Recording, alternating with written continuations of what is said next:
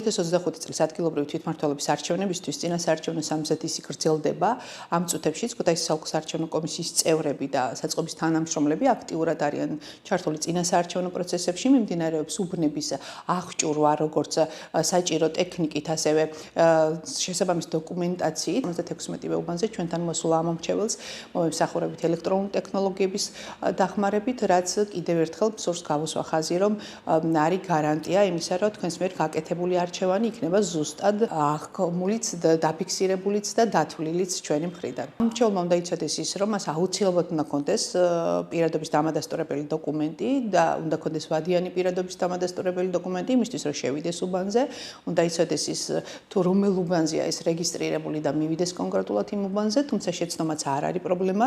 ნებისმიერ უბანზე მისული ამომრჩეველი თუ ის არასწორ უბანზე მივა, მას აუცილებლად იპოვნიან, გადაამოწმებენ ჩვენი კომისიის წევრების სიაში და ეტყვიან თუ სად უნდა მიბრძანდეს რომელ უბანზე. ამას გარდა უნდა იცოდეს ის, რომ ელექტრონული ტექნოლოგიებით ჩატარდება არჩევნები და მთავარი, რაც უნდა იცოდეს ამომრჩეველმა, სწორად გააკეთოს არჩევანი. მოგეხსენებათ, ადგილობრივი თვითმმართველობის არჩევნებია და ჩვენ სამი სხვადასხვა ტიპის არჩევანს ვაკეთებთ.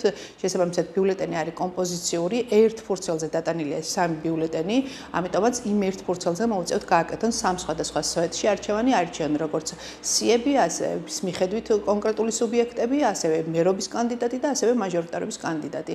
ამორჩევლისთვის მნიშვნელოვანია იცოდეს, რომ სამივე სვეტში მხოლოდ ერთი სუბიექტის წინ არსებული წრე უნდა გააფერადოს და მხოლოდ ამის შემდეგ მოათავსოს იგი ყუთში. ბათილად შეიძლება ბიულეტენი კანონმდებლობით განსაზღვრული მიზეზით და ეს არის ის შემთხვევა, როდესაც ან საერთოდ არ არის არც ერთი სუბიექტი გაფერადებული, ან ერთზე მეტი სუბიექტია გაფერადებული, ასეთ შემთხვევაში ბიულეტენი არის ბათილი. მის ფარულობასთან მიმართებაში შემიძლია გითხრათ, რომ მაქსიმალურად დაცული იყო წინა წელსაც, თუმცა ის, რომ ამორჩევლისთვის ეს იყო სიახლე და ჩარჩო კონვერტი შესაბამისად ვერ გამოიყენეს, აი ეს ეგრეთ წოდებული ლაქა, რომელიც გამოჩნდა ბიულეტენის მეორე მხარეს, ამის პრევენციის მიზნით დამატებით CSCOM მიიღო გადაწყვეტილება და პიკოს აპარატებს ექნება ეგრეთ წოდებული საფარი, ჭრილის საფარი, რომელიც უზრუნველყოფს დამატებით დაცულობას ამომრჩევლისთვის.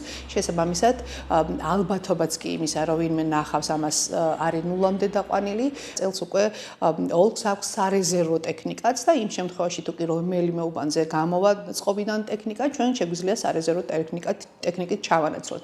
ამას გარდა თუ კი უფრო შორს წავალთ და ამ სარეზერვო ტექნიკის მიტანის მიუხედავად გვექნება შემთხვევა, სადაც სრულად გამოვა ტექნიკა წყობიდან, რაც გამორიცხულია, ამ შემთხვევაში ამისთვისაც მზად ვართ და შეგვიძლია ტრადიციულ მეთოდზე, ხმის მიცემის ტრადიციულ მეთოდზე გადავიდეთ, რაც იმას ნიშნავს, რომ სამაგიდე სიები უკვე დაბეჭდილია და შესაბამის ვადაში გადავცემთ საუბნო საარჩევნო კომისიებს და ეს მოგცემს შესაძლებლობას, რომ ვერიფიკაციის აპარატების წყობიდან გამოსulis შემთხვევაში მომრჩევლის ვერიფიცირება და რეგისტრირება მოხდეს უკვე ტრადიციული მეთოდით და ამასთანავე თუ კი პიკოს აპარატებთან მიმართებაში გვექნება იგივე პრობლემა, ყუთები მოგეხსენებათ, რომ დარჩება დალუქული, მას უბრალოდ სკანერის აპარატი მოეხსნება და ამომრჩეველს ექნება შესაძლებლობა ტრადიციულად გააგრძელოს ბიულეტენის ჩაშვება პირდაპირ ყუთში.